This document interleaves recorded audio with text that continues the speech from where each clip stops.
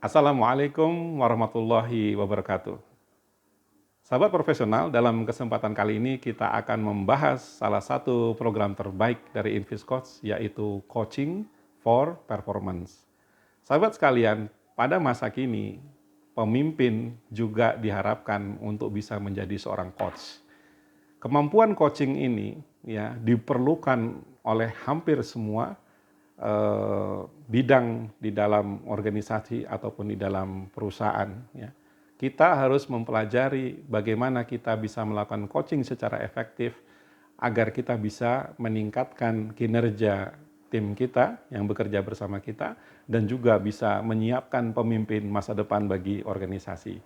Coaching for Performance akan memberikan kita semua dasar-dasar fundamental bagaimana membangun diri kita menjadi seorang coach yang kredibel, coach yang punya kompetensi mumpuni sehingga kita bisa memberikan impact, pengaruh yang positif dalam diri orang-orang yang bekerja bersama kita. Ya, di mana mereka akan menjadi coach kita, orang yang akan selalu kita bimbing untuk meraih keberhasilan di dalam karir ataupun bisnis mereka. Sahabat sekalian, program Coaching for Performance terdiri dari 7 prinsip fundamental bagaimana kita bisa membangun skill coaching secara efektif dan luar biasa. Ya, di bagian pertamanya di dalam program ini kita akan membahas tentang coaching principle. Ya, kita perlu paham apa bedanya coaching dengan training, dengan counseling, ya, dengan pendekatan-pendekatan lainnya, mentoring gitu ya. Apa bedanya? Maka kita ketika paham bedanya coaching dengan pendekatan tersebut, kita bisa lebih fokus ya untuk menerapkan coaching ini secara berhasil. Kadang-kadang kita mengira bahwa coaching itu berarti seperti training gitu ya, atau seperti konseling ya. Nah, itu tidak seperti itu. Ketika belajar coaching principle, maka kita akan mendapatkan wawasan yang luar biasa mengenai apa itu coaching ya, dan bagaimana kita bisa sukses melakukan coaching ya. Lalu apa saja karakter-karakter esensial, kompetensi-kompetensi esensial yang harus kita miliki agar kita bisa menjadi seorang coach yang efektif. Ya, semua itu dibahas di coaching principle. Bagaimana membangun kredibilitas, bagaimana membangun hubungan jangka panjang dengan coachee gitu ya. Bagaimana kita paham tentang prinsip-prinsip motivasi, prinsip-prinsip perubahan dan sebagainya. Ini adalah dasar-dasar dari coaching ya. Dan ketika kita memahami ini, maka kita akan menjadi coach yang lebih efektif.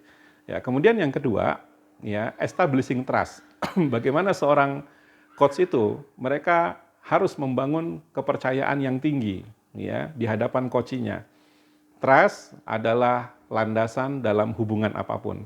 Ketika trust tidak terbangun antara coach dan coachee, maka tentu kita akan sulit untuk melakukan bimbingan atau pembinaan terhadap coachee kita. Ya, karena itu PR terbesar seorang coach adalah memperbaiki trust ini. Bagaimana mereka secara bertahap memperbaiki integritas, kredibilitas, karakter mereka, kompetensi mereka gitu ya. Karena ketika kita tidak dipercaya oleh coachee, ya tentu mereka tidak akan terbuka untuk belajar dengan kita. Maka PR terbesar semua orang yang ingin jadi coach adalah perbaiki ya tingkat trust ini ya. Kemudian yang ketiga, prinsip yang akan kita bahas adalah coaching objektif. Bagaimana seorang coach itu harus memiliki kemampuan di dalam merumuskan apa saja tujuan atau target-target strategis yang hendak diraih dalam coaching akan dia lakukan. Ketika kita melakukan coaching tanpa tujuan dan target yang jelas, tentu kita tidak bisa nanti mengukur capaiannya, tidak bisa mengukur apakah coaching itu efektif atau tidak. Ya, ketika kita tahu apa tujuan dari coaching, target dari coaching, maka kita pun bisa mengukur hasilnya apakah sesuai dengan harapan kita atau tidak nantinya. Kemudian yang keempat, prinsip yang akan kita bahas dalam coaching for performance adalah analyze performance problem. Dalam prinsip keempat ini, kita akan belajar bagaimana menggali rintangan-rintangan, masalah-masalah, kendala-kendala yang dihadapi oleh coach kita. Di sini memang butuh kemampuan mendengar, menganalisa, ya, kemudian menyimpulkan gitu ya, melakukan interpretasi terhadap apa-apa yang disampaikan oleh coach. Karena ketika kita melakukan coaching, kalau kita tidak paham apa kendala atau rintangan yang dihadapi oleh coach kita, maka kita tidak bisa memberikan solusi yang tepat bagi mereka. Ya, kemudian yang kelima, kita akan melakukan measurable action plan. Bagaimana menstimulus coach untuk menemukan solusi atas masalah-masalah yang mereka hadapi. Inilah perbedaan coaching dengan training. Atau dengan consulting atau counseling. Ketika di dalam program training atau counseling, kita biasanya langsung memberikan solusi-solusi kepada orang-orang yang kita latih. Nah, di dalam coaching kita menstimulus mereka, ya kita mendorong mereka untuk mencari jalan keluar atas masalah yang mereka hadapi dengan cara mengajukan berbagai pertanyaan-pertanyaan yang bisa menstimulus mereka untuk sampai pada solusi yang akan mereka lakukan. Ketika mereka sampai pada jawaban-jawaban sendiri atau mandiri atas problem-problem yang dihadapi, ya maka ini berarti coachingnya sudah berhasil, ya karena salah satu fungsi coach adalah mereka harus bisa menginspirasi orang untuk menggunakan seluruh kapasitasnya, kreativitasnya, ya di dalam rangka mewujudkan kinerja terbaik.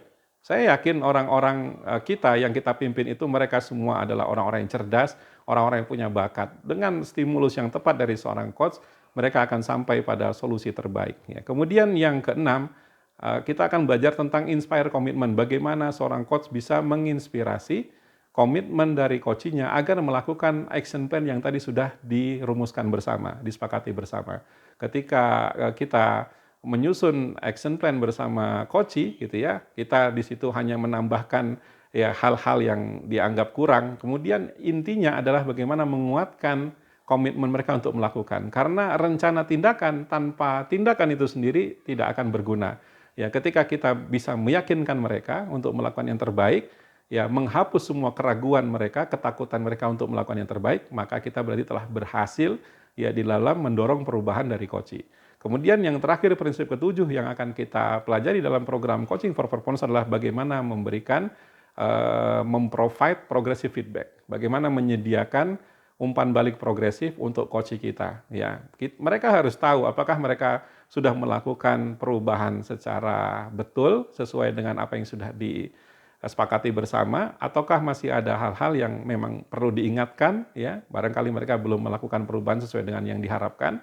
Kemudian di dalam progressive feedback ini kita mungkin memberikan challenge, tantangan-tantangan lebih lanjut, bagaimana mereka bisa melakukan perbaikan kinerja secara lebih fokus lagi gitu ya. Dan ini adalah penutup dari sekian rangkaian sesi coaching kita lakukan ya. Jadi ketika melakukan progressive feedback ini, maka orang-orang akan terdorong untuk melakukan sesuatu secara lebih baik lagi, atau diingatkan ketika memang mereka belum melakukan apa yang telah disepakati bersama. Jadi perlu kita melakukan progressive feedback ini agar orang-orang pun terus bergerak menuju perubahan yang diharapkan bersama. Demikianlah prinsip-prinsip coaching for performance, dan kalau kita melakukan ini secara konsisten, sahabat sekalian, bukan tidak mungkin bahwa orang-orang yang kita coaching, mereka akan mencapai prestasi kerja yang sangat luar biasa, dan juga bukan tidak mungkin juga mereka akan menjadi pemimpin-pemimpin terbaik di masa depan yang akan menggantikan kita. Maka lakukanlah coaching ini secara konsisten, ya, dan kami siap menjadi pendamping Anda untuk menanamkan atau mempelajari skill coaching ini secara lebih efektif, ya bahkan kami siap membantu seluruh pemimpin di organisasi Anda ya untuk mempelajari dan menerapkan konsep coaching ini di dalam mengelola kinerja sehari-hari. Semoga bermanfaat. Wassalamualaikum warahmatullahi wabarakatuh.